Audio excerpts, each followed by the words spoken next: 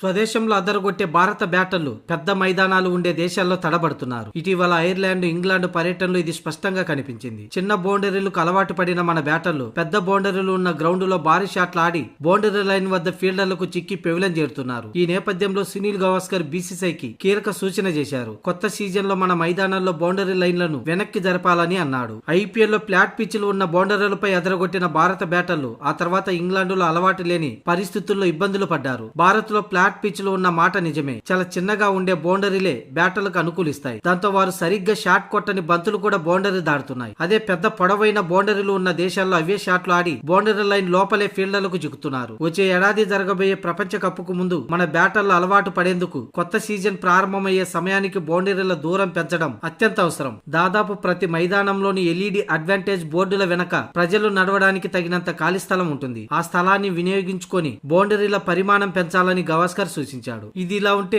శ్రీలంక పర్యటనకు ముందే ఇద్దరు సహాయ కోచ్ల సేవలకు ఎండు కార్డు పడింది. ప్రధాన కోచ్ గౌతమ్ గంభీర్ ఏరుకోరి తీసుకున్న రియాన్ టెండెస్కర్ వైదొలిగాడు. ఫీల్డింగ్ కోచ్ గా సేవలు అందిస్తున్న దిలీప్ కాంట్రాక్ట్ కూడా ముగిసింది. దీంతో వీళ్ళిద్దరి స్థానాల్లో ఎవరిని తీసుకుంటారో చూడాలి.